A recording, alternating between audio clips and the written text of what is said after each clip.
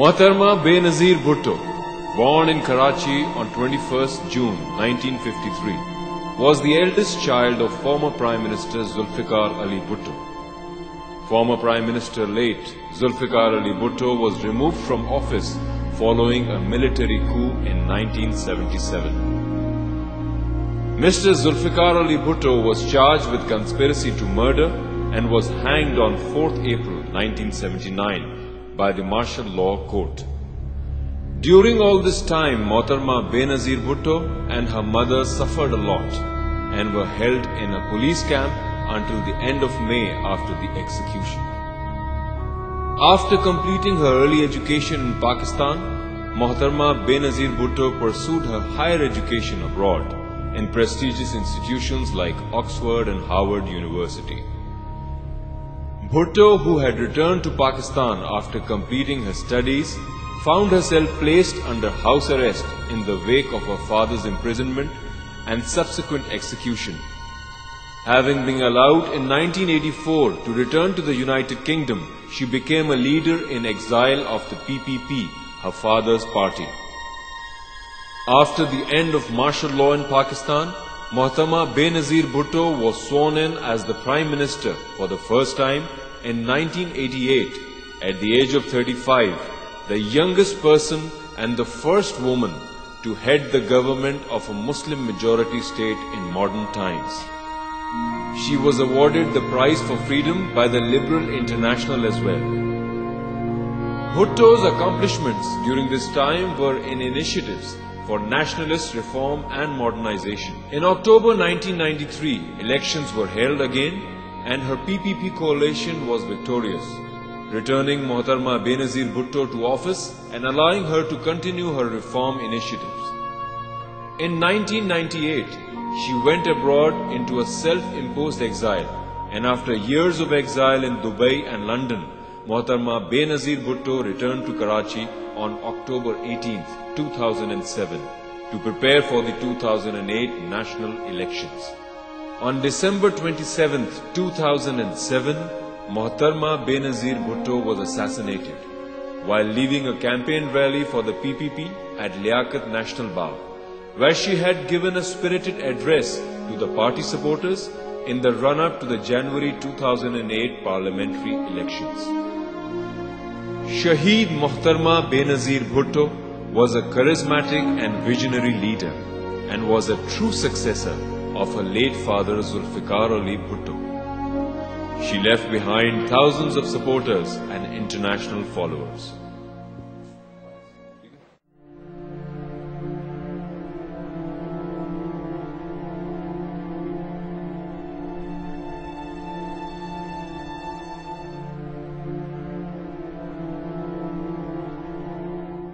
Assalamu alaikum viewers.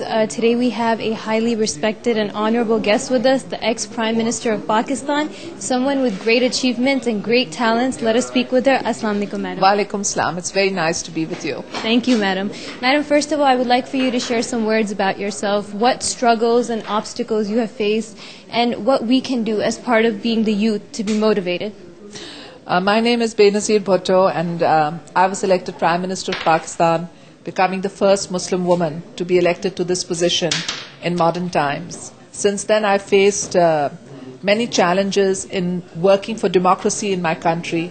We have a military dictatorship today, and we believe that the military regime is not the solution to the problems of the people of Pakistan or the name and image of Islam in the world at large. So please help us restore democracy, because with democracy we can turn our attention to issues of development for our people. People of Pakistan are poor. 60% live on less than $2 a day. And it really makes me sad.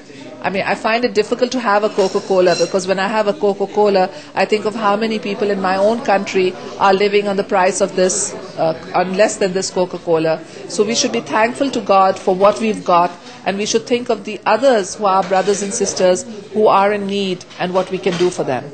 Madam, what role do you feel we can play as part of being the youth in order to downsize the label of extremism, of terrorism, and promote a positive image for Islam in Pakistan? The youth have a very important role to play. The youth are the future generation, and to them the torch of leadership is to be passed. And I would like to see the youth of today dedicate themselves to promoting peace, to promoting tolerance, to promoting respect for different cultures, different religions, because after all it's God who will take us to task on the day of judgment, and we should leave it to God to take each one of us to task. Here on this earth, we should work for peace and for tolerance, and we should work to eliminate poverty, eliminate hardship, eliminate difficulty. Madam, where do you see Pakistan in the next 10 to 15 years, politically speaking, and what will you be doing in order to reduce the level of extremism and terrorism? I see Pakistan in the next 10 to 15 years moving onto the road of democracy, the empowerment of the people, human rights, and most important of all, women's rights. It is Islam that came with a great message to save the women of the world, and it is Islam which said that the girl child should not be buried alive. So I see great promise because I have faith in the people of Pakistan, and I know that together we will overcome the difficulties that we are facing. We will eliminate terrorism. I remember in 1993 when I took over as Prime Minister, Pakistan was in danger of being declared a terrorist state. I knew that we had to fight terrorism, and we did. But after the PPP government went, unfortunately, the terrorists struck America. Now civil liberties are in danger. All Muslims have a sense that they are facing a siege mentality. We have foreign troops in our region. We have a civil war going on in Afghanistan. We have the rise of the Taliban. These are issues that we must together work to overcome, and we can overcome them by promoting the values of peace, tolerance, democracy.